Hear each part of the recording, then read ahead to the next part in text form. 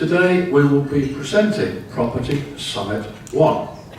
These periodic property summits cover various aspects of interest to expats who have or plan to purchase real estate in Thailand. We have 3 different speakers today, and starting off to introduce them, I give you our very own Reb. Yeah, good day. I'm wondering if I'm going to go back into my super Australian accent, because the last thing I did was Australia Day, right?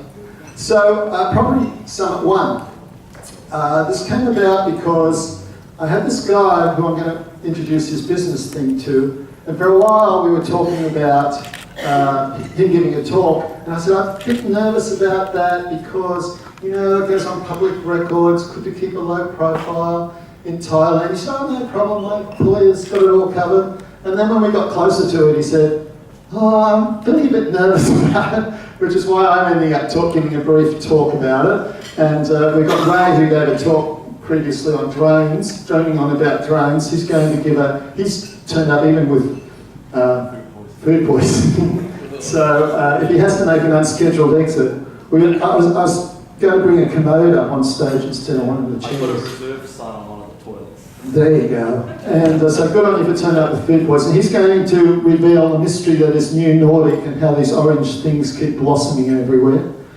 And finally, our star performers for the day, Gung, Champ and Trevor, are going to be talking about the work they do in terms of asset protection and recovery. Even if you bought a property in the name of a Thai person, they've talked about some of their cases, and indeed one of our members has already commissioned them to do some work in terms of asset recovery, property recovery. So this is very useful information, and if not for you, you may well have friends that this information is going to be handy for.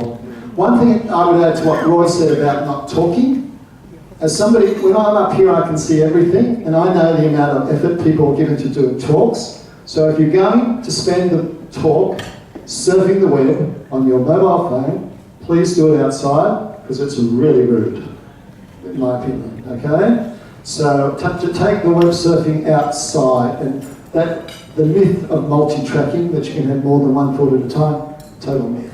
So I'm going to give, my talk starts now, and Ray and I have an official, sort of semi-official competition about who can give the shortest talk in the history of the Expat Club. His diarrhea might actually motivate him. So we're just going to give an overview of second-hand properties in Job TN. Possible downsides of new property. If you've been here for a while, you know, buying off the plan and stuff can be fraught. Completion issues. The Bali High Pier nightmare. Construction issues. It's finished, but there's massive problems in the building. I have this friend who bought the penthouse in a complex in Pratamnak. Massive problems, sewage, all sorts of things. And in consequence of that, he's trying to sell his penthouse. And of course, if you have problems with construction, you are going to have management issues, because there's going to be infighting between the various owners. Are we going to sue them? Are we going to put in extra money? And there can just generally be a lot of clashes in management, in the management board.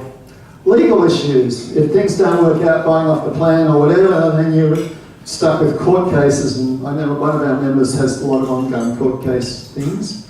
And of course the issue of neighbouring constructions. So I always think about that beautiful building, Butale 6, next to Central Festival. It's a great building, it's got a vacant block next door, right? So when that's constructed on, most of them are going to lose their view, and yeah, and it's going to be years and years of noise. Oh, and the issue, the Thailand issue, now some of those think, well, it's Thailand issues, construction and stuff, but the Thailand issue is this. Property, as far as Thais are concerned, property's a bit like a new car. You know, you have a new car, as soon as you drive it off the new car lot, it drops in value. Now, for Thais, it's a bit like that with new property. As soon as somebody's lived in it, it's not worth as much. Why? You know, superstitious, bad juju, right? Somebody's lived in it, they could have had bad karma, there could be ghosts, right? So their idea is that if you buy a new property in Australia, which Roy's doing, you think it's going to go up. 12 months later, it'll be more, 24 months, not as far as ties are concerned. Right? Older properties, established management, often bigger rooms, thicker walls, price stability. WYSIWYG, what you see is what you get. Jomtien, advantages of Jomtien, higher percentage of permanent residents, so you tend to get less noise from tourists. I've got a friend who bought a twin and he's having a very good time, but then this guy has moved next to him for an indefinite length of time, who's coming back drunk at 3 o'clock in the morning having sex parties for a couple of hours. My solution was, why don't you knock on the door and try and join in? But he hasn't tried that yet. Less turnover of renters. A higher proportion of gays, which is good, because gays make excellent tenants. They usually improve the property. Oh, it's not quite beautiful enough here. Do you mind if I do this improvement? Bus, it's on the Bart bus route, unlike Pratanak Hill. And the best beach in the area, Dongtan Beach, where there's no traffic going behind you. If you haven't checked out Dongtan Beach, you want to check it out. Now this is about what John does. Now John's very unique. He at any time owns over 300 condos in Jomtien, which is either renting out or fixing up and selling and stuff. So some of the things he's done, of course he's got involved in buildings that has problems, but now he knows where the problems are. I don't quite hear there's management issues. I don't quite hear there's construction issues. Right? So he pre-selects buildings for you. And he's been doing this for 18 years. He buys rundown condos, he does an unbelievable job refurbishing them, and better than you. And the size of the operation, of course I said he's got like over 300 condos, he's also got like 44 people on staff. So he selects the best tradesmen to do the work. So if they're not top tradesmen who do the job with a good attitude, he gets rid of them. Some of them have been working for him for over a decade. And so he does unbelievable quality. I'll just quickly go through some of the quality. This is a bathroom he did. I just want to go through this quickly. You can see it's European style finishing. Now, when I say he does his own work, they make their own furniture. So they make it out of solid wood. So I had a burst pipe and everything that was chipboard in my room, all swelled up, was useless. And I got his guys to make me some furniture to my specs. You can see the quality he does in these bathrooms and stuff. And they do their own artwork as well. He has a full-time artist doing the artwork for him. So you can see, often these are better than you. He does different styles of finishing, of course. He says it gets bored if he does it all the same. The wood, sort of views you get. Now, the other thing that he does that is very unique, as far as I know, there's a saying in real estate, rent money is dead money.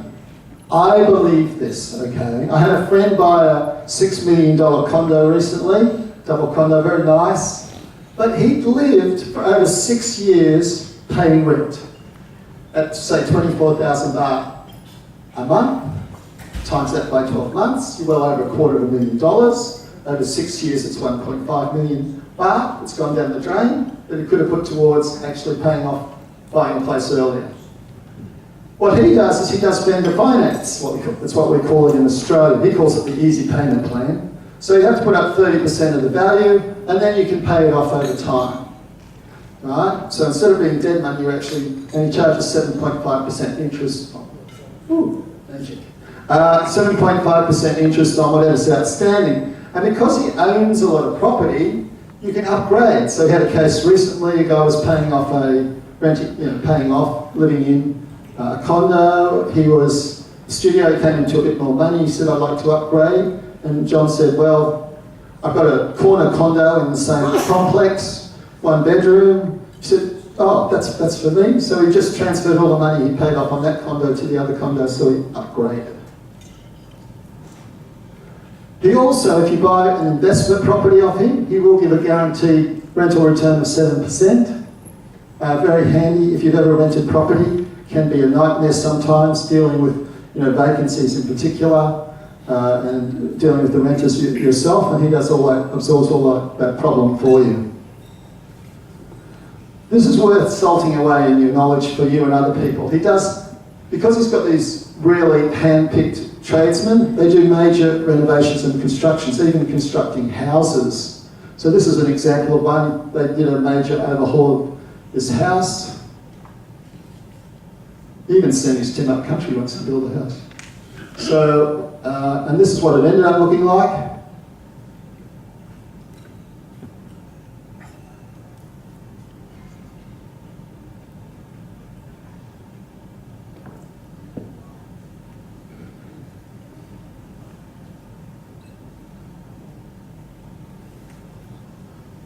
So there you go. This is the sort of thing this is why this guy is really worth knowing. Now I suggested as a follow-up that we maybe organise a beer drinking session or perhaps a tea or something. And he said, no, look, if people are interested, I want to talk to them one-on-one and talk about exactly what they want to do in their circumstances. He's been doing this for 18 years, so it's not a fly-by-nighter. This is my email. If you want to email, also, of course, I've got business cards here. Name cards, I should say. So if you want, I can always give you one of those. It's just my name at gmail.com. And that's my small contribution to Property Summit 1.